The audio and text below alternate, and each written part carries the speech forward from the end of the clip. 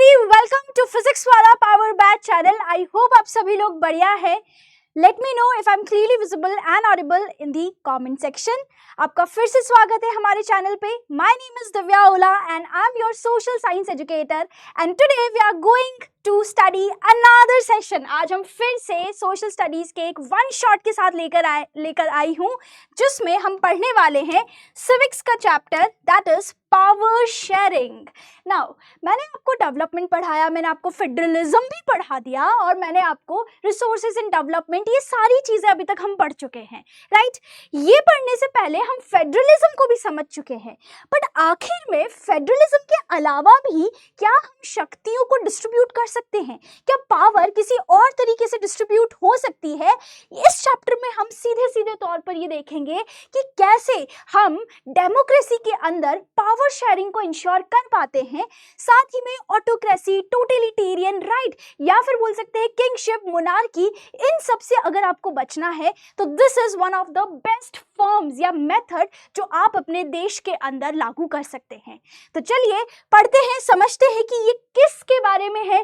Power sharing, it is all about कि शक्तियों को कैसे आप शेयर करते हो, पावर या फिर बोल सकते हैं अगर आपके पास कोई अथॉरिटी है वो कैसे आप डिवाइड करते हो अपने लोगों के या फिर बोल सकते हैं सरकारों के ऑर्गन्स के बीच। तो चलिए सबसे पहले we will be going through the topics that we are going to cover today. So first of all हम देखेंगे कि पावर शेयरिंग है क्या आफ्टर ऑल। दूसरा we will be going through the case studies. अब पावर शेयरिंग का importance क्या है, क्या सिग्निफिकेंस है, ये जब हम जानेंगे, जब हमें समझ में आएगा, हमारे पास कुछ ऐसे एग्जाम्पल्स होंगे जो हमें ये बता सकेंगे कि अगर पावर शेयर नहीं करोगे तो क्या रिजल्ट या आउटकम रहेगा, और अगर पावर शेयर होती है तो क्या रिजल्ट और आउटकम रहता है, right. So these will be the two case studies that we are going to cover and compare कि कौन सी पावर शेयरिंग का फॉर्म बेहतर है। फिर हम देखेंगे कितने तरह की पावर शेयरिंग होती है। मैंने आपको फेडरलिज्म पढ़ाया, फेडरलिज्म में हम वर्टिकल डिस्ट्रीब्यूशन देखते हैं, पर सिर्फ लोकल, स्टेट, सेंट्रल गवर्नमेंट, इन्हीं के बीच में पावर का शेयर होना, that is not the only form, right? तो we will be talking about this in detail with recent example जो न्यूज़ में रहा है, and at last we will be going through the two reasons कि power क्यों share करनी चाहिए। ऐसे कौन से दो कारण हैं जो एक्चुअली में हमें मदद करते हैं और एक तरह से सही रास्ता दिखाते हैं कि पावर को शेयर करना is important, right. So I hope you all are ready. Get ready with your notebooks and pen and we are getting started with the first topic, that is power sharing। क्या होता है power sharing? आपको एक imagine कीजिए, एक school है। क्या एक स्कूल में सिर्फ प्रिंसिपल सारे डिसीजन लेते हैं? नहीं, राइट। उन्होंने क्या कर रखा है, वाइस प्रिंसिपल बना रखा है, क्लास टीचर्स बना रखे हैं, मॉनिटर्स बना रखे हैं, राइट, और सभी लोग मिलके कोऑर्डिनेट करके हर एक चीज को फॉलो करते हैं, इंप्लीमेंट करते हैं। Similarly if you must have seen कि एक ट्रैफिक का एरिया है, इधर से भी ट्रैफिक आ रहा है, इधर से भी ट्रैफिक है, सामने से भी, इधर से भी, और सिर्फ बीच में एक ट्रैफिक पुलिसमैन है। मुझे बताइए, will he be able to control everything and anything? No, right? So that is why power sharing का सीधा सा मतलब आप सभी ने पढ़ा होगा कि that is the distribution of power। जब आप क्या करते हो, शक्तियों को बांटते हो, किसके बीच में? among different organs। Now I am a human, I have different organs, right? कौन कौन से ऑर्गन्स है बताओ आप जल्दी से, आपके पास कौन कौन से ऑर्गन्स है? हमारी बॉडी में जैसे ऑर्गन्स होते हैं वैसे सरकार के पास भी अपने ऑर्गन्स होती हैं। सो पावर शेयरिंग क्या है? Distribution of power among whom? Among different organs of government, different levels of government and social groups, right. आज आप रिसेंटली देखते हो कि एसएससी प्रोटेस्ट के लिए बच्चे बाहर आके प्रोटेस्ट कर रहे हैं, टीचर्स प्रोटेस्ट कर रहे हैं। जब हमने एमएसपी से रिलेटेड जब बिल लेकर आई थी सरकार, तब किसानों ने भी प्रोटेस्ट किया था। कई ऐसे स्ट्राइक्स और प्रोटेस्ट हम देखते आते हैं, राइट। अगर कोई रिलीजन किसी और रिलीजन के खिलाफ कोई टिप्पणी देता है तो भी लोग बाहर आते हैं। तो सोशल ग्रुप्स में कैसे पावर शेयर होती है ताकि हम पावर को फेयर तरीके से और इम्प्लीमेंट कर पाएं और पावर को मिसयूज होने से रोकें। क्योंकि अगर आपने हिस्ट्री के rise of nationalism of Europe वाले चैप्टर को पढ़ा था तो आपको याद होगा लुई 16 ने क्या किया था, सारी पावर अपने पास रखना चाहता था और उससे क्या हुआ, क्रांति आई, राइट। तो वैसे ही हम देखेंगे कि अगर कोई पावर शेयर नहीं करता है ऑर्गन्स के बीच में, लोगों के बीच में, लेवल्स में, राइट, तो क्या होता है? तो this is simply power sharing. Now आपकी बुक में एक एनेक्डोट दे रखा है कि I have a simple equation in mind, sharing power का मतलब डिवाइडिंग पावर, और अगर पावर को डिवाइड करोगे तो ये तो देश को कमजोर कर देगा। ऐसा हमें लगता है ना कि पावर अगर हम सबको दे देंगे, राइट, अगर पावर हम सभी के बीच में बांट देंगे तो ये तो और कमजोर करेगा हमारे देश को। क्या ये सच में सही है? इज इट रियली ट्रू कि पावर को शेयर करने से और भी चीजें या रूट्स जो होती है देश की वो कमजोर पड़ जाती हैं? या फिर पावर नहीं शेयर करोगे तो वही पुराने जमाने के राजा महाराजा हम पे रूल करने लगेंगे, फिर तो कोई कुछ बोल ही नहीं पाएगा। तो इस क्वेश्चन का आंसर है दो केस स्टडीज के अंदर। सबसे पहले मैं लेकर चलती हूं आपको यूरोप। यूरोप का एक प्यारा छोटा सा देश जिसका नाम है बेल्जियम, राइट। आपने rise of nationalism in Europe में पढ़ा होगा कि जब फ्रांस में क्रांति की आग लगी थी 1830 के अंदर, जुलाई रेवोल्यूशन आया था, उसके बाद यही बेल्जियम था जो फ्रांस से इंस्पायर हुआ था और नीदरलैंड से इसने आज़ादी मांगी थी, isn't it? तो बेल्जियम में होता क्या है आफ्टर इट गॉट इंडिपेंडेंस, ये कुछ यहाँ पर बेल्जियम का मैप आपको दिखाई देगा। इसमें आप क्या देखेंगे, बेल्जियम एक छोटा सा देश है, करीबन 1.25 करोड़ की यहाँ पॉपुलेशन है, हमारे हरियाणा के बराबर, राइट। और यहाँ अगर हम बात करते हैं तो किस किस से बॉर्डर बनाता है, क्योंकि ये नीदरलैंड्स के अंडर था तो नीदरलैंड्स तो पड़ोसी होगा ही। इस तरफ ईस्ट में जर्मनी है, राइट। साउथ में अगर हम देखें तो यहाँ पर फ्रांस है, और बिल्कुल अगर साउथ ईस्ट में जाओगे तो लग्जमबर्ग है। सिंपल सी बात है, चलिए ये भी ठीक है। और जो बेल्जियम में पॉपुलेशन है वो रीजन के अकॉर्डिंग वैरी करती है। कैसे वैरी करती है, तो ध्यान से देखिए कि ये बेल्जियम का नॉर्दर्न रीजन है जो ब्लू में है, और इस रीजन को हम कहते हैं फ्लेमिश रीजन, और जो सदर्न मोस्ट रीजन है इसको कहते हैं Wallonia region. Got my point. अब होता क्या है कि इस बेल्जियम देश के अंदर डच बोलने वाले लोग इस फ्लेमिश रीजन में रहते हैं, राइट, जिनकी पॉपुलेशन है 59% as given in the table. And दूसरा वेलोनिया रीजन में फ्रेंच स्पीकिंग लोग हैं, राइट, जिनकी पॉपुलेशन है करीब 40% के लगभग। बचे दूसरे लोग जो ईस्ट वाले रीजन में आते हैं जो कि जर्मन बोलने वाले लोग हैं। Got my point. तो अब क्या होता है, इस तरीके से तो इनकी पॉपुलेशन रीजन के हिसाब से डिवाइड है, और बेल्जियम की कैपिटल है ब्रुसेल्स, राइट। और ये ब्रुसेल्स एक्चुअली में बेटा कहाँ पर लोकेटेड है, डच स्पीकिंग रीजन के अंदर, दैट इज फ्लेमिश रीजन के अंदर। समझ पा रहे हैं आप? तो हो क्या रहा है कि जहां पर डच बोलने वाले लोग ज्यादा रहते हैं वहीं पर किसकी कैपिटल है, आपके बेल्जियम की कैपिटल है, और कैपिटल के अंदर फ्रेंच मेजॉरिटी ज्यादा है। फ्रेंच 80% लोग हैं और डच बोलने वाले 20% लोग हैं। मतलब मेरे इलाके में मान लो कि मैं हिंदी बोलती हूँ, राइट, और मेरे हिंदी बोलने वाले इलाके में बाहर से कोई इंग्लिश बोलने वाले लोग ज्यादा परसेंटेज में रूल कर रहे हैं कैपिटल के अंदर, तो क्या होगा, what will happen, there will be discontent, right, conflict होगा। एंड यही एक बोल सकते हैं एक रीजन बना कि जो माइनॉरिटी फ्रेंच स्पीकिंग लोग थे, ये लोग कम्युनिटी जो थी वो काफ़ी रिच और पावरफुल थी comparatively to the Dutch speaking people, right. And यहाँ पर ये डच स्पीकिंग, अब यही होता है कि ये लोग इतने पैसे वाले हैं, ये लोग इतने एजुकेटेड हैं, इनको पहले इंडिपेंडेंस मिली, ये पहले क्रांति लेकर आए, समझ पा रहे हो? तो कंपैरेटिवली ये काफ़ी डेवलप्ड थे एजुकेशन और इकोनॉमी के पर्सपेक्टिव से देन डच स्पीकिंग पीपल, और ये उन लोगों को पसंद नहीं आता था। वो लोग बोलते थे ये लोगों के पास ज़्यादा नॉलेज है, ज़्यादा दे आर मोर प्रिविलेज्ड, और इसकी वजह से टेंशंस शुरू हो गई किसके बीच में, डच और फ्रेंच स्पीकिंग पीपल के बीच में। अब टेंशन होगी तो कोई ना कोई सोल्यूशन तो निकालना पड़ेगा, या तो लड़ाई करो या सोल्यूशन निकालो, राइट। और यहाँ पर क्या होता है कि अब सोल्यूशन निकल के आता है कि बेल्जियम के अंदर ये लोग क्या करते हैं कि कॉन्स्टिट्यूशन में ही बदलाव कर देते हैं, राइट। कॉन्स्टिट्यूशन या संविधान में ही संशोधन करके ये लिख देते हैं कि जो सेंट्रल गवर्नमेंट है, मतलब ब्रुसेल्स के अंदर जो भी बैठेगा, राइट, वो दोनों कम्युनिटी के बराबर लोग होंगे। पहले हम क्या देख रहे थे कि फ्रेंच स्पीकिंग लोग ज्यादा हैं, डच स्पीकिंग 20% है। इसका मतलब क्या, डच वालों को बुरा लग रहा था हमारे रीजन में आके, हमारी कैपिटल में आके तुम क्या कर रहे हो, यहाँ पर हमारी ही माइनॉरिटी है, राइट। तो इन्होंने क्या किया, कॉन्स्टिट्यूशन में ही बदलाव कर दिया। बदलाव करके यहाँ पे सीधा इन्होंने लिखा कि सेंट्रल गवर्नमेंट में जो मिनिस्टर्स होंगे वो फ्रेंच बोलने वाले और डच बोलने वाले दोनों बराबर होंगे, राइट। एंड इन्होंने स्पेशल लॉज यहाँ पर रिक्वायर किए to support the majority of members from each linguistic group, ताकि कोई भी एक सिंगल कम्युनिटी, राइट, जिसकी बोल सकते हैं पॉपुलेशन ज़्यादा है या कम है या मेजॉरिटी है माइनॉरिटी है, ऐसा हो ही ना। दोनों ही बराबर परसेंटेज में आप सेंट्रल गवर्नमेंट में क्या कर दो, दोनों मेंबरशिप बराबर कर दो दोनों की, ताकि कोई कॉन्फ्लिक्ट ही ना हो, ताकि कोई एक कम्युनिटी अपने मतलब मन मर्जी से या यूनिलेटरली बिना किसी की डिसीजन या डिस्कशन के बिना वो कोई डिसीजन नहीं ले पाते थे, राइट। तो यहाँ क्या किया, सिंपल सी बात है बेटा, यहाँ पर इन्होंने फ्रेंच स्पीकिंग और डच स्पीकिंग को कॉन्स्टिट्यूशन में बदलाव करके बोला कि कॉन्फ्लिक्ट नहीं करो, आप दोनों को हम बराबर मेंबरशिप दे देंगे, 50% फ्रेंच स्पीकिंग है तो 50% डच स्पीकिंग है, गॉट इट। एंड ऑल्सो इन्होंने क्या किया कि स्टेट गवर्नमेंट्स बना दी। सबसे पहले इन्होंने क्या किया कि सेंट्रल गवर्नमेंट के अंदर 50-50 कर दिया, किसको, फ्रेंच और डच वालों को।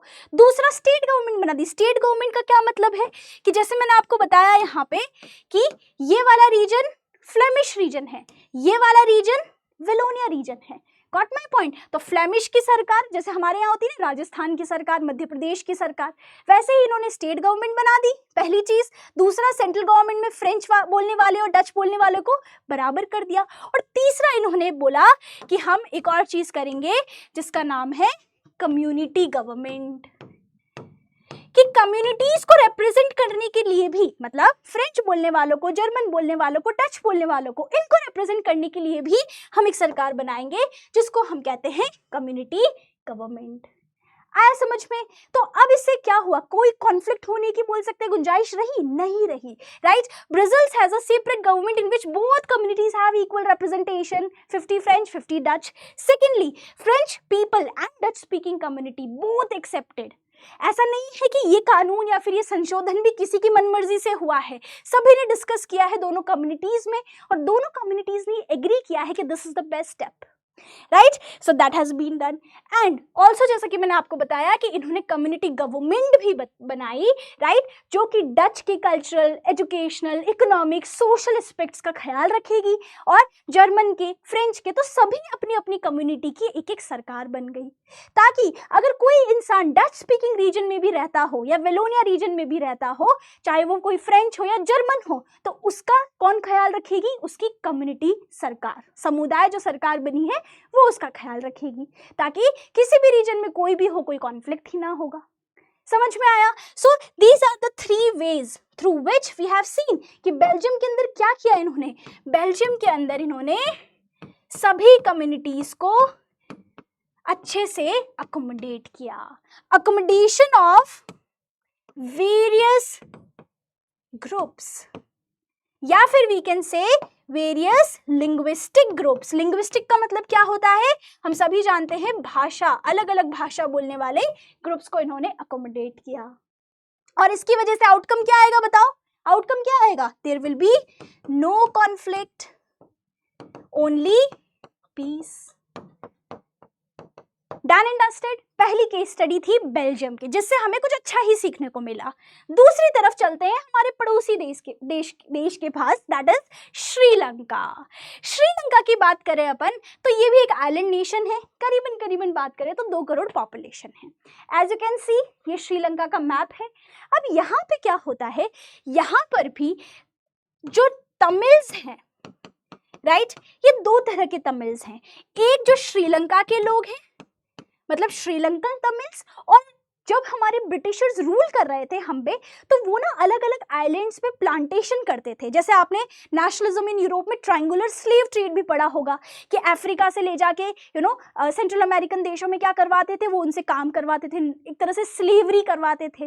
वैसे ही इंडियंस को भी, और एशिया में जहाँ जहाँ पे भी उन्होंने राज किया, तो वो लोगों को ले जाते थे और प्लांटेशन पे काम कराते थे। तो यहाँ पर भी इन्होंने क्या किया था कि जिन इंडियन तमिल्स को वो लेकर गए थे श्रीलंका के आइलैंड पे, वो तमिल्स भी वहाँ रह गए थे, उनके एंसेस्टर्स, दादा परदादा, उन्होंने वही काम किया तो आगे वही पीढ़ी श्रीलंका ही रहने लगी, राइट। तो यहाँ पर अगर हम बात करें तो Tamils, that is Sri Lankan Tamils और इंडियन तमिल्स, एक तो तमिल्स की पॉपुलेशन थी और एक दूसरी पॉपुलेशन थी या दूसरा ग्रुप था सिन्हला का।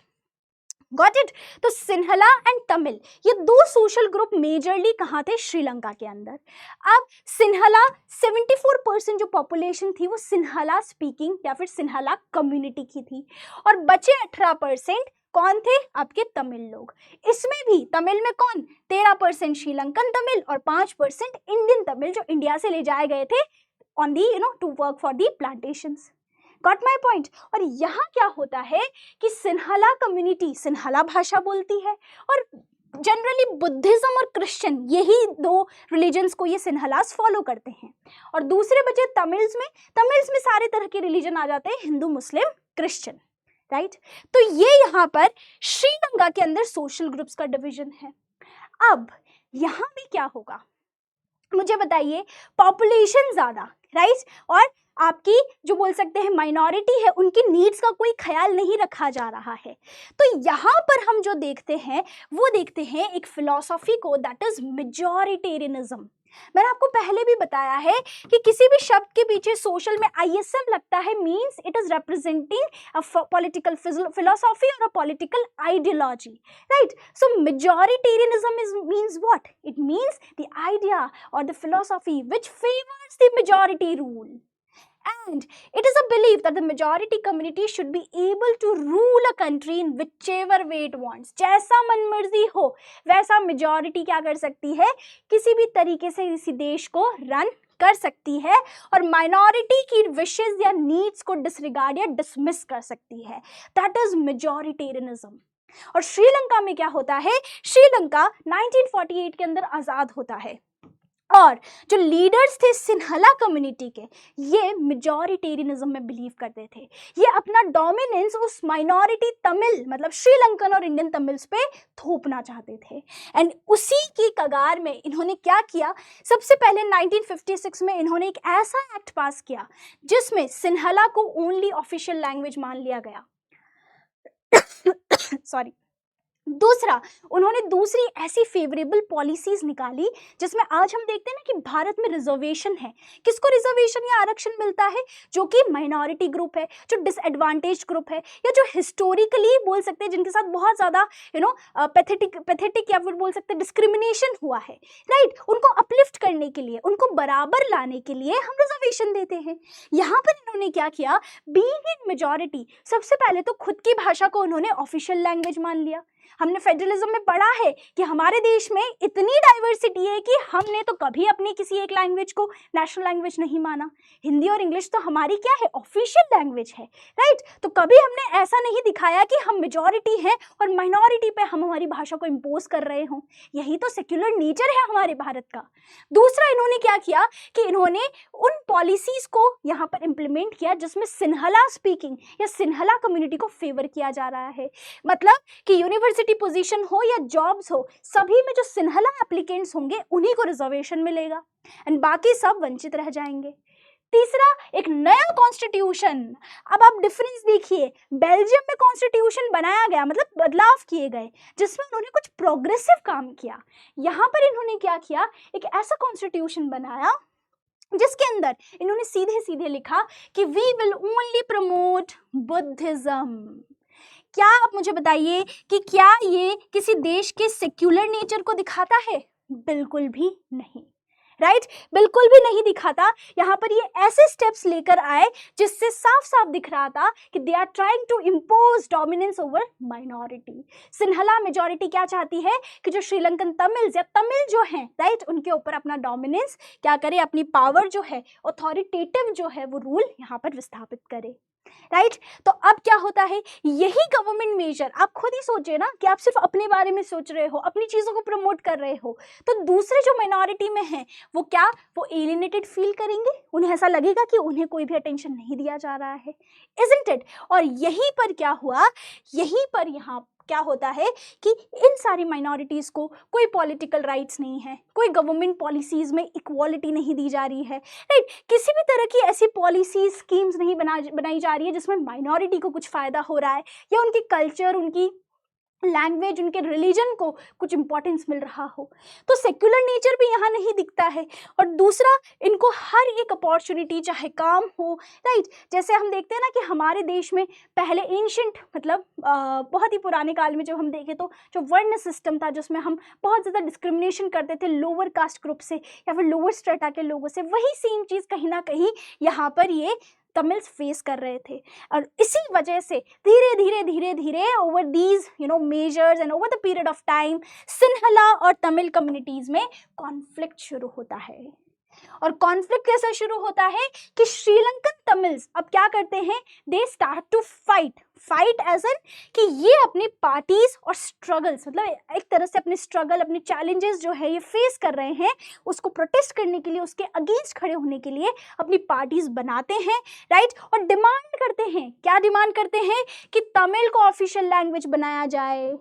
दूसरा, रीजनल ऑटोनॉमी। ऑटोनॉमी का मतलब क्या होता है, सेल्फ रूल। गॉट इट, कि हमारे रीजन में हम ही क्या करेंगे, अपने हिसाब से रूल करेंगे। सिन्हला हम पे कोई भी रूल या फिर लॉ नहीं कर सकता हम पे इम्पोज, ठीक है। तीसरी, कि हमें चाहिए equality, we need equality in education and in jobs.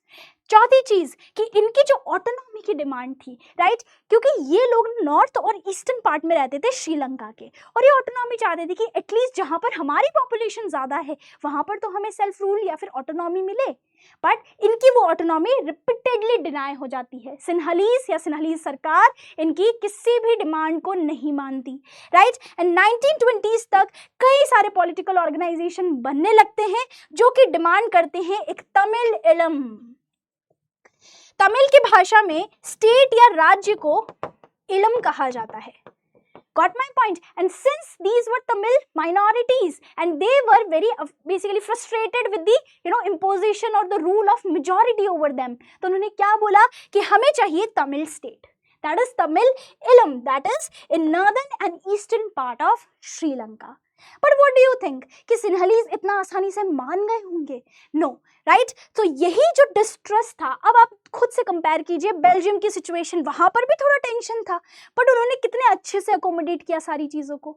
और यहाँ पर हम क्या देखते हैं, इसी डिस्ट्रस्ट की वजह से इन दो कम्युनिटीज़ के बीच में बहुत ही ज़्यादा कॉन्फ्लिक्ट बढ़ता है और ये एक सिविल वॉर में टर्न हो जाता है। सिविल वॉर का मतलब क्या हो गया, सिविल वॉर का सीधा सा मतलब होता है जब एक ही देश के लोग, एक ही देश के मतलब सेम ही देश के सेम लोग, same population, right, they fight with each other. Group A, group B, इनके बीच में क्या चलती है, किसी भी तरह का फाइट, कॉन्फ्लिक्ट होता है, बट किसी और देश के लोगों के साथ नहीं, सेम देश के सेम ही लोग, जिनकी दो ग्रुप्स या तीन ग्रुप्स के बीच में जिनकी आइडेंटिटी, आइडियोलॉजी अलग अलग है, जिनके बीच में कॉन्फ्लिक्ट हो रहा है बिकॉज ऑफ द आइडिया या their demand, right. So that is basically known as civil war. And बच्चों, सिविल वॉर कब से चला, 1983 से 2009 तक सिविल वॉर चलता है। आप सोचिए कि आज आप यूक्रेन रशिया का युद्ध देखते हैं, पिछले साल आपने देखा कि श्रीलंका में कैसे तबाही आ गई, बांग्लादेश में हमने देखा कि प्रधानमंत्री भाग गई थी, राइट। उसके बाद कितना हमने देखा बांग्लादेश के अंदर कितना कॉन्फ्लिक्ट हुआ। उसी तरह से अफ्रीकन नेशंस में आप देखिए कि कितना ज़्यादा मिलिट्री रूल लगा हुआ है, म्यांमार की हालत ख़राब है। तो हर एक चीज़ को जब आप देखते हैं या किसी भी वॉर के अंदर नुकसान होता है तो आम जनता का होता है, सिंपल सी बात है। Now 1983 to 2009 you can imagine कि लगभग यहाँ पर 10-11 साल का यहाँ पे जो पीरियड है उसके अंदर कितना ज़्यादा इकोनॉमिक डिस्ट्रक्शन हुआ होगा, राइट। एंड रीजन बस इतना ही था कि they wanted to create an independent Tamil state जिसका नाम था तमिल इलम, ठीक है। और ये चाहते, बस यही चाहते थे कि हमें हमारे रीजन में ऑटोनॉमी मिले, और अगर आप नहीं दे सकते हो तो हमें खुद का इंडिपेंडेंट स्टेट दे दो। They just wanted to get rid of the Sinhalese rule और सिन्हलीज अथॉरिटी। और ये कुछ ग्लिम्सेस हैं जिसमें आप देख सकते हो क्या गाड़ियाँ जली हैं, यहाँ पर जो मिलिट्री है ये बच्चों को निकाल रही है, जैसे कि सिविल वॉर के ग्लिम्सेस होते हैं जनरली। यहाँ पर आप देख सकते हो लोग ऐसे प्रोटेस्ट कर रहे हैं, राइट। ये तो रिसेंट ही इमेजेस है, बट ये कुछ पुरानी इमेजेस हैं जो आप देख सकते हो। So that turned into a civil war. अब आपके लिए सवाल है, अगर आपने दोनों ही की स्टडीज को अच्छे से समझा, क्वेश्चन इज कि आपको यहाँ पर मैच करना है कि कितने परसेंटेज लोग मतलब रिसाइड करते हैं किसी एक देश में, राइट। तो जैसे Sinhala Tamil, French speaker in capital and Dutch speaker in capital, so you have to match कि कितने परसेंटेज लोग कहाँ कहाँ पर एग्जिस्ट करते थे। तो एज वी नो कि कैपिटल एज इन कि बेल्जियम की कैपिटल क्या थी बेटा, ब्रुसेल्स, राइट। और ब्रुसेल्स में वी नो कि फ्रेंच कम्युनिटी की मेजॉरिटी थी, और इसी वजह से डच और फ्रेंच के बीच में क्या होने लगा था, कॉन्फ्लिक्ट होने लगा था। So French speaker in capital were 80%, Dutch were 20%। Coming to Sinhala, तो सिन्हला हम जानते हैं कि ये 74% अपना रखते हैं, एंड एट लास्ट तमिल जो कि 18% के लगभग है। और इन तमिल स्पीकर्स में कौन आते हैं, Indian as well as Sri Lankan Tamils. Got my point. Now see what is the comparison, how do we compare. अगर आपको एग्जाम में पूछा जाए तो यही पूछा जाएगा कि आपने दोनों की स्टडीज से आखिर सीखा क्या, how can we compare between Belgium and Sri Lanka, right. तो बेल्जियम में हम क्या देखते हैं कि लीडर्स रियलाइज्ड कि अगर देश को एक रखना है, एकता रखनी है लोगों में, तो हमें हर एक कम्युनिटी के फीलिंग्स की, हर एक कम्युनिटी की नीड्स और डिमांड्स को इंश्योर करना पड़ेगा, राइट। एंड यही इसी वजह से उन्होंने पावर को शेयर करना सबसे बढ़िया मेथड माना। वहीं पर श्रीलंका में हम क्या देखते हैं कि एक मेजॉरिटी कम्युनिटी ही सब पे रूल करना चाहती है, राइट, क्योंकि एक तरह से डोमिनेंस स्थापित करना यही उनकी आइडियोलॉजी है। और इस वजह से हम क्या देखते हैं कि सभी की नीड्स या सभी की फीलिंग्स को यहाँ पर रिस्पेक्ट नहीं किया गया, जिससे सिविल वॉर होता है और लाखों जाने जाती हैं, right. So this is the comparison, दो केस स्टडीज से जो हम समझ सकते हैं। तो अभी तक हमने we have understood what is power sharing, I hope it is clear to all. हमने दोनों केस स्टडीज को समझा है। Now we will be going through कि पावर शेयरिंग का इंपॉर्टेंस तो हमें समझ में आया है, राइट, बट अब ये पावर शेयरिंग कितने तरह तरह की होती है, what are the forms of power sharing. तो सबसे पहले बेटा ध्यान रखिए कि मॉडर्न डेमोक्रेसीज के अंदर जो आधुनिक लोकतंत्र है, इनके अंदर पावर शेयरिंग बहुत अलग अलग तरीकों से होती है। जैसे कि सबसे पहले हॉरिजॉन्टल पावर शेयरिंग, ठीक है। हॉरिजॉन्टल मतलब ये होता है हॉरिजॉन्टल, ये होता है वर्टिकल, राइट। हॉरिजॉन्टल मतलब कि जब पावर शेयरिंग हो बट सेम लेवल पे हो। अभी हम एक एक करके पढ़ेंगे। दूसरा वर्टिकल पावर शेयरिंग, वर्टिकल याद है जो हमने फेडरलिज्म में पढ़ा था, राइट, जब अलग अलग लेवल पे पावर शेयरिंग होती है। तीसरा जब प्रेशर ग्रुप्स और बोल सकते हैं पार्टीज के बीच में, पॉलिटिकल पार्टीज के बीच में पावर शेयर होती है। और चौथा जब हम different social groups, religious group, linguistic groups के बीच में पावर को शेयर करते हैं। So these are the 4 forms of power sharing, one by one we will be going through each. सबसे पहले horizontal form of power sharing. Horizontal मतलब कि सेम लेवल पे, किसी के बीच में कोई भेदभाव नहीं, कोई बड़ा नहीं, कोई छोटा नहीं, एवरीबडी इज इक्वल। एंड जब सेम लेवल पे कोई ऑर्गन्स खड़े होते हैं, उनके बीच में पावर्स का डिवीजन होना। तो सबसे पहले जब गवर्नमेंट के डिफरेंट ऑर्गन्स के बीच में पावर शेयर होती है, इसको हम कहते हैं हॉरिजॉन्टल डिस्ट्रीब्यूशन ऑफ पावर। और डिफरेंट ऑर्गन्स क्या है गवर्नमेंट के, we have legislature, executive and judiciary. What do you mean by legislature, जो हम देखते हैं पार्लियामेंट, जिसमें हमारे एमपीज, चुने हुए एमपी जाते हैं, या फिर स्टेट के अंदर जो हमारी स्टेट लेजिस्लेचर्स होती हैं, जिनमें लेजिस्लेटिव असेंबली है, जिसमें हमारे चुने हुए एमएलए जाते हैं। Got my point. So what is legislature, basically the body that is responsible to make laws, जो कानून बनाने के लिए जिम्मेदार होती है, दैट इज लेजिस्लेचर। दूसरी बॉडी एग्जीक्यूटिव, जो कानून बने हैं उनको इम्प्लीमेंट करने की जिम्मेदारी इन एग्जीक्यूटिव्स की होती है, right. And the third one is judiciary. Judiciary का काम होता है कि जो कानून बन रहे हैं राइट क्या वो लोगों के हित में है कि नहीं है, are they violating the fundamental right of people और नॉट, वो चेक करना, वो इंटरप्रेट करना जुडिशरी का काम होता है, that is interpretation of laws. तो मुझे आप लोग बताइए कि क्या इनमें से कोई भी ऑर्गन किसी से ज्यादा बड़ा या किसी से ज्यादा नीचे या डोमिनेंस रखता है? ऐसा कुछ भी नहीं है, तीनों की अपनी अपनी पावर्स है और तीनों की पावर सेम लेवल पे शेयर्ड है, राइट सेम लेवल पे। तो इसको हम कहते हैं horizontal power of sharing. So it allows different organs of the government placed at the same level. Please remember this कि हॉरिजॉन्टल मतलब same level, different organs they do their work accordingly. Got it? दूसरी चीज कि ये organ same level पे हम क्यों कह रहे हैं, क्योंकि ये चेक एंड बैलेंस भी रखते हैं। चेक एंड बैलेंस का क्या मतलब हो गया कि लेजिस्लेचर, एग्जीक्यूटिव, जुडिशरी, इनमें कोई भी एक किसी और पे डोमिनेंस नहीं दिखा सकता, या किसी को भी ले लो ना, लेजिस्लेचर, एग्जीक्यूटिव, जुडिशरी पे, क्योंकि तीनों का जो काम है वो ऐसा है कि मान लो तीन दोस्त हैं, राइट, तीनों को काम मिला है अपना अपना। एक दोस्त दूसरे का चेक कर सकता है कि उसने सही किया है कि नहीं किया है, दूसरा तीसरे का कर सकता है, तीसरा दूसरे का कर सकता है, तीसरा पहले का कर सकता है। गॉट माय पॉइंट कि हर एक पार्ट मतलब लेजिस्लेचर, एग्जीक्यूटिव और जुडिशरी वो क्या कर सकता है, दूसरों की पावर जो वो एग्जीक्यूट कर रहे हैं उन्हें चेक कर सकता है, उन्हें लिमिट कर सकता है, ताकि पावर का बैलेंस बना रहे और कोई एक सिंगल ग्रुप या सिंगल ऑर्गन क्या ना हो, ज्यादा पावरफुल ना हो जाए और किसी तरह का अनफेयर डिसीजन जो लोगों के हित में ना हो, जो लोगों की फीलिंग्स को यहाँ पे डिसरिस्पेक्ट करे, वैसा नहीं लिया जाएगा, right. So legislature takes a check on executive, executive judiciary तीनों एक दूसरे के ऊपर चेक एंड बैलेंस रखते हैं। Got my point? तीसरी चीज हमने क्या पढ़ी सबसे पहले, horizontal form of power sharing.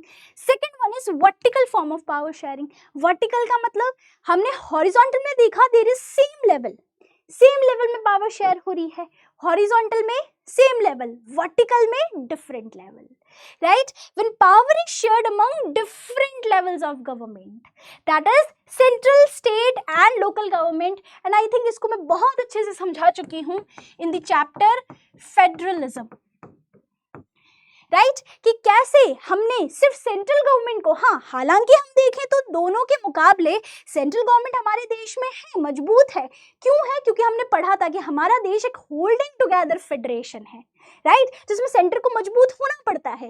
But again ऐसा नहीं है कि हमने स्टेट्स या लोकल्स को कोई ऑटोनॉमी नहीं दे रखी, राइट। तो यहाँ पर सेंट्रल गवर्नमेंट वो गवर्नमेंट है जो कि पूरे देश की लेवल पे काम करती है, राइट। स्टेट गवर्नमेंट जो स्टेट लेवल पे सरकार है, और लोकल गवर्नमेंट जो लोवेस्ट लेवल जैसे कि पंचायत और म्युनिसिपैलिटी, और सभी की पावर्स इंश्योर की जाती है, जैसा कि मैंने आपको फेडरलिज्म में बताया था, by union list, by state list and concurrent list, जो कि 7th शेड्यूल में हमने देखे थे, पढ़े थे, जिसमें पावर्स डिस्ट्रीब्यूटेड है और सब कुछ रिटन है कॉन्स्टिट्यूशन में।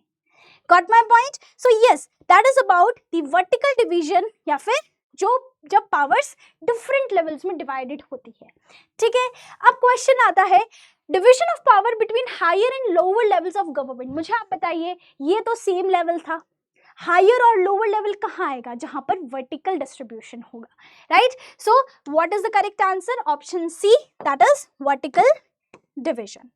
अब आगे बढ़ते हैं। सबसे पहले हमने पढ़ा कि पावर हॉरिजॉन्टली कैसे शेयर्ड होती है, फिर हमने पढ़ा कि पावर वर्टिकली कैसे शेयर होती है, and the third one is power among different social groups, right कि पावर सिर्फ सरकार के ऑर्गन्स या सरकार के डिफरेंट लेवल्स में ही नहीं शेयर होती है या डिस्ट्रीब्यूट होती है। पावर अलग अलग सोसाइटी के अंदर जो ग्रुप्स हैं, चाहे रिलीजन के आधार पर हो, चाहे कास्ट के आधार पर हो, चाहे माइनॉरिटी के बेसिस पे हो, चाहे भाषा के आधार पर हो, इनके बीच में भी क्या होती है, जो पावर है वो डिवाइड होती है। और इसका लेटेस्ट एग्जाम्पल हमने कहाँ देखा था? बेल्जियम के अंदर। बेल्जियम में क्या किया? वहां पर संविधान का संशोधन करके कम्युनिटी गवर्नमेंट बना दी। कम्युनिटी गवर्नमेंट मतलब ये ऐसी गवर्नमेंट थी जो फ्रेंच बोलने वालों के लिए भी बनी और डच बोलने वालों के लिए भी, on the basis of linguistic groups, right, different linguistic groups. Similarly हमारे देश में हम क्या करते हैं, हर एक सोशल ग्रुप को इंश्योर करते हैं कि उनकी पावर रहे, उनकी भी पावर शेयर हो और उन्हें भी डिसीजन मेकिंग में हिस्सा मिले। और उसमें हम क्या देखते हैं कि कॉन्स्टिट्यूएंसीज को रिजर्व करना, हमारे पार्लियामेंट और हमारे स्टेट लेजिस्लेचर में या फिर असेंबलीज के अंदर हम SC ST विमेन, राइट, इनका क्या रखते हैं, रिजर्वेशन रखते हैं। इनके लिए कुछ कॉन्स्टिट्यूएंसीज रिजर्व होती हैं, कुछ सीट्स रिजर्व होती हैं जिन पे सिर्फ SCs STs और विमेन या मार्जिनलाइज्ड ग्रुप्स क्या कर सकते हैं, उस सीट पर कंटेस्ट कर सकते हैं और रिप्रेजेंटेटिव बन के पूरे भारत की पॉलिसी मेकिंग या डिसीजन मेकिंग का हिस्सा बनते हैं। इससे क्या इंश्योर होता है कि सिर्फ अपर कास्ट या फिर जिसके पास पैसा है, जो मेजॉरिटी में है, सिर्फ वही नहीं रिप्रेजेंट कर रहा है, जो माइनॉरिटीज में है जैसे महिलाएं, राइट, या फिर शेड्यूल्ड कास्ट और शेड्यूल्ड ट्राइब्स, इनको भी हक मिलता है अपनी बात कहने का, right. So that is there. और इसी वजह से सरकार में हो या एडमिनिस्ट्रेशन में हो, हर एक तरह के सोशल ग्रुप को क्या मिलता है, सीधी सी बात करें तो दे have a say in decision making as well, right. तो माइनॉरिटीज को भी फेयर शेयर मिल पाता है पावर शेयरिंग में। सो that is about power among different social groups. फिर बात आती है पावर जो शेयर होती है डिफरेंट पॉलिटिकल पार्टीज के बीच में। पॉलिटिकल पार्टीज क्या हैं बताइए, what is a political party, क्या होती है पॉलिटिकल पार्टी? जब बहुत सारे लोग किसी एक आइडियोलॉजी को फेवर करते हैं और एकजुट होते हैं तो अपनी पार्टी बनाते हैं, राइट। आज अगर आप अपने देश के अंदर ही देखोगे तो जो लोग नेशनलिज्म, हिंदुत्व, कल्चर, इनको प्रमोट करते हैं उनकी पार्टी अलग है। जो लोग वेलफेयरिज्म या फिर बोल सकते हैं upliftment of people, education, equality, इस पे बिलीव करते हैं, उनकी पार्टी अलग है, राइट।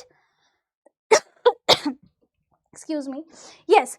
सो यहीं पे अगर हम बात करें तो जब अलग अलग, अब देखिए, अब पार्टीज के बीच में मान लो A पार्टी है, ठीक है, B पार्टी है, इन दोनों की आइडियोलॉजी बहुत अलग है, राइट। बट कभी कभी क्या होता है कि जब लोग किसी एक को भी ज्यादा वोट नहीं देते, मान लो किसी एक को भी 100 में से 50 वोट नहीं मिले, A को मिले हैं 20 वोट और B को मिले हैं 25 वोट, किसी को भी मेजॉरिटी नहीं मिल पा रही है, तो यहाँ पर इररिस्पेक्टिव ऑफ द फैक्ट कि आप क्या सोचते हैं, आपकी क्या आइडियोलॉजी है, आप उसके बावजूद भी सरकार बनाने के लिए क्या करते हैं, एक साथ आते हैं, एक साथ हाथ मिलाते हैं, चाहे आपकी पार्टीज अलाइन नहीं करती हो आपके आइडियोलॉजी के आधार पर, और उसी को कहते हैं कोalition गवर्नमेंट, गठबंधन सरकारें, right. A form of government जहां पर अलग अलग पॉलिटिकल पार्टीज कोऑपरेट करती हैं, right, just to come under the government,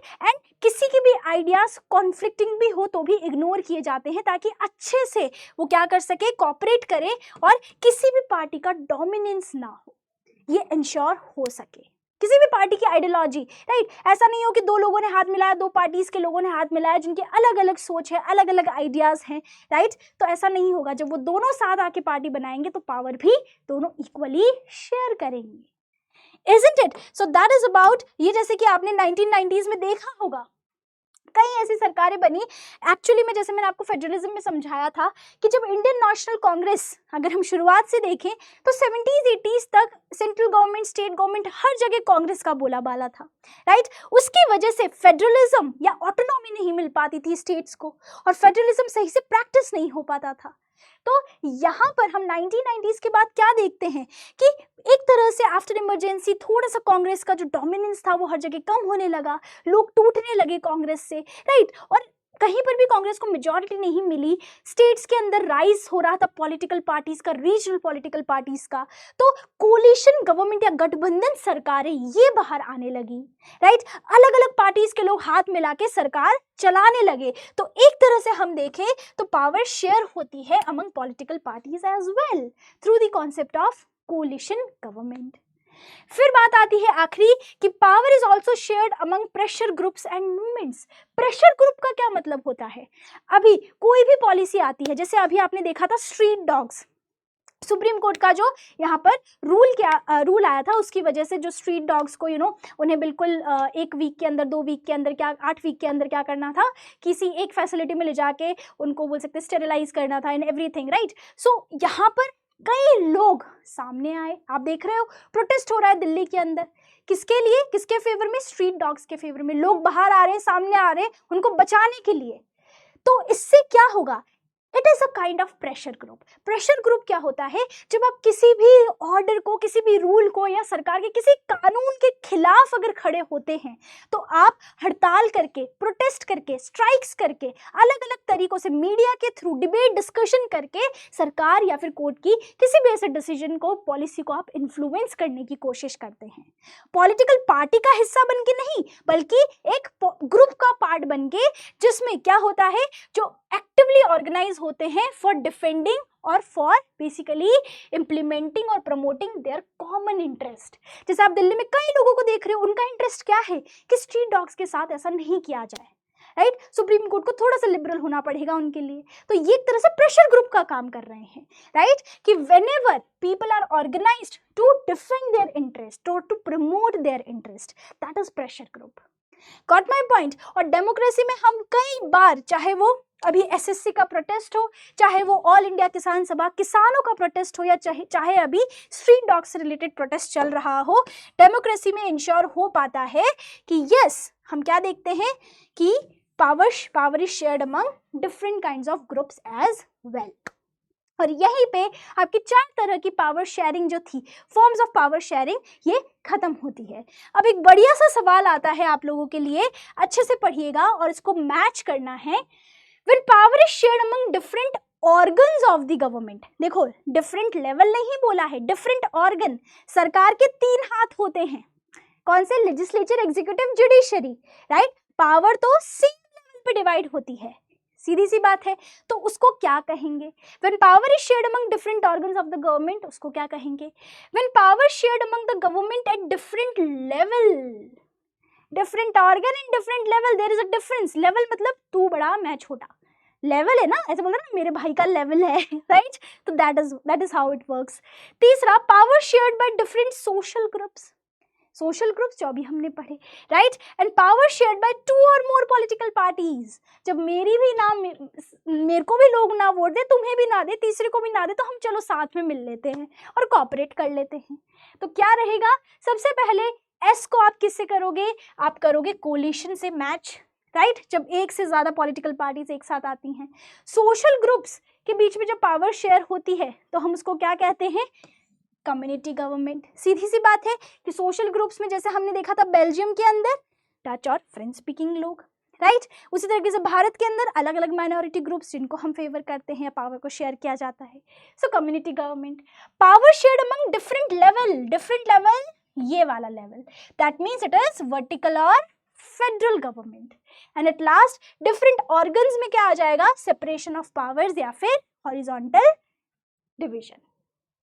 आया समझ में सभी को? So that was all about our 4th point in this chapter, that is what, forms of power sharing. आखिरी पॉइंट पे चलते हैं हम, and our chapter is going to complete, and this is one of the most important part of the chapter, कि आप बताइए कि power sharing desirable ही क्यों है। हमने पढ़ लिया पावर शेयरिंग क्या है, हमने पढ़ लिया कि पावर शेयरिंग नहीं होगी तो क्या होगा, हमने ये भी देख लिया कि कितने तरीके की पावर शेयरिंग होती है, पर पावर शेयरिंग है ही क्यों जरूरी। तो ये coming back to that slide where हमने पढ़ा था, क्या पढ़ा था कि पावर अगर डिवाइड करोगे, शेयर करोगे तो डिवीजन होगा, कॉन्फ्लिक्ट होगा। नहीं, ऐसा नहीं होता है, क्योंकि हमने बेल्जियम और श्रीलंका दोनों की केस स्टडीज पढ़ी, राइट। तो पावर शेयरिंग क्यों डिजायरेबल है, इसके 2 रीजंस होते हैं। एक रीजन जो प्रैक्टिकली है, अगर आप समझदार हो, क्लेवर हो, राइट, तो आप ये रीजन फॉलो करोगे। अगर आप दिल से, आपको पता है कि नैतिकता के आधार पर, मोरालिटी के आधार पर हमारे लिए ये करना सही है, इसलिए आप करते हो। जैसे कि फॉर एग्जाम्पल, अगर मुझे पता है कि झूठ बोलना गलत है, राइट, मैंने झूठ नहीं बोलना, ये गलत होता है क्योंकि मेरे प्रिंसिपल्स, मेरे आदर्श, मेरे वैल्यूज ऐसे हैं कि एक कारण है कि मैं झूठ नहीं बोलती, क्योंकि झूठ बोलना गलत है, ये मेरा मॉरल रीजन है। प्रैक्टिकल रीजन क्या होगा कि झूठ बोलूंगी तो मैं बच जाऊंगी। समझ में आ रहा है? तो प्रैक्टिकल रीजन का मतलब प्रूडेंशियल रीजन, कि जब भी वो रीजन जो हमें हेल्प करता है to avoid conflict and political stability देता है, उसे कहते हैं प्रूडेंशियल रीजन। और मॉरल रीजन क्या कहता है? पावर शेयरिंग क्यों बढ़िया है? क्योंकि ये हमारे लोकतंत्र की स्पिरिट को और मजबूत करता है, स्ट्रेंथन करता है, लोगों के बीच में विश्वास पैदा करता है। ये हमारे नैतिक मॉरल वैल्यूज हैं, राइट? सो पावर शेयरिंग इसलिए डिजायरेबल है। सबसे पहले प्रूडेंशियल या प्रैक्टिकल रीजंस की बात करें तो ये बात करता है कि कैसे प्रॉब्लम्स अवॉइड हो सकती है और कैसे हम देश को यूनाइटेड रख सकते हैं। मतलब practical reason, right? That is, it reduces conflict and ensures stability. Got my point? So conflict मतलब कि हमें पता है कि एक के पास पावर होगी तो कॉन्फ्लिक्ट होगा। अगर हम पावर को क्या करेंगे, शेयर कर देंगे, तो कोई भी इग्नोर्ड या फिर एलिनेटेड फील नहीं करेगा। Practical reason of power sharing. दूसरा, हमें पता है कि शेयर करोगे पावर को तो हर एक ग्रुप इंक्लूडेड फील करेगा। हर एक ग्रुप सोचेगा कि चाहे मैं जंगल में भी रहता हूँ तो भी मेरी सुनी जा रही है, चाहे मैं ट्राइबल हूँ, चाहे मैं महिला हूँ, चाहे मैं अपहंग हूँ, राइट, मेरी सुनी जा रही है। तो ये प्रैक्टिकल रीजन है, right? Ensure stability, every group feels included. तो कोई चांस नहीं है कि कोई भी अहिंसा या वायलेंस हो। ये दो पॉइंट्स आते हैं प्रूडेंशियल में। जैसे कि फॉर एग्जांपल श्रीलंका में हमने क्या देखा कि पावर शेयर नहीं हुई और उसकी वजह से सिविल वॉर हुआ। और बेल्जियम में हमने क्या देखा, पावर शेयर हुई कम्युनिटीज के बीच में, जिससे कॉन्फ्लिक्ट अवॉइड हुआ। तो प्रूडेंशियल रीजन में क्या आते हैं?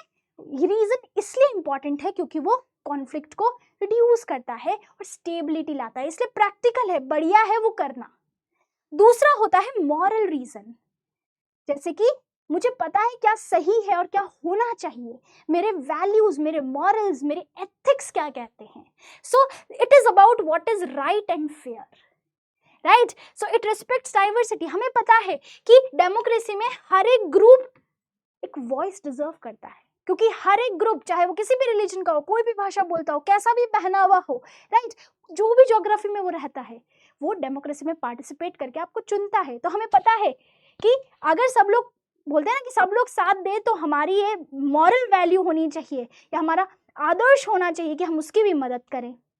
समझ में आ रहा है? सो मॉरल रीजन में क्या आएगा? It is about what is right and fair, और ये डेमोक्रेसी के स्पिरिट को अपहोल्ड करता है, राइट? क्योंकि डेमोक्रेसी क्या है? By the people, of the people, for the people.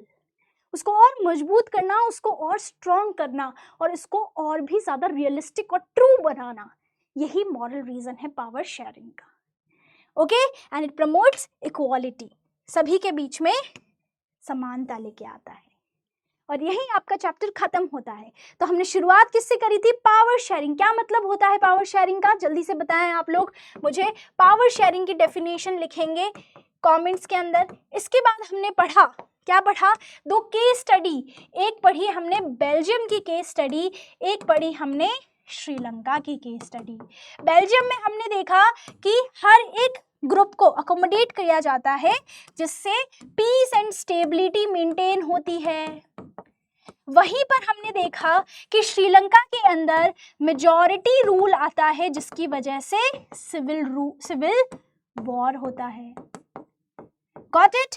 और फिर हमने देखा कि ये दोनों से हमने कंक्लूजन क्या निकाला कि this one is better, accommodation is better, majoritarianism is not better, right? फिर हमने पढ़ा कि पावर शेयरिंग के कितने फॉर्म्स होते हैं, फॉर्म्स ऑफ पावर शेयरिंग। और फॉर्म्स में हमने क्या क्या पढ़ा था? सबसे पहले हॉरिजॉन्टल पावर शेयरिंग। हॉरिजॉन्टल मतलब सेम लेवल पे, जैसे कि 3 ऑर्गन्स हो गए सरकार के, ठीक है। दूसरा हमने पढ़ा vertical. Vertical means different levels के बीच में जब पावर शेयर हो। तीसरा सोशल ग्रुप्स के बीच में जब पावर शेयर हो।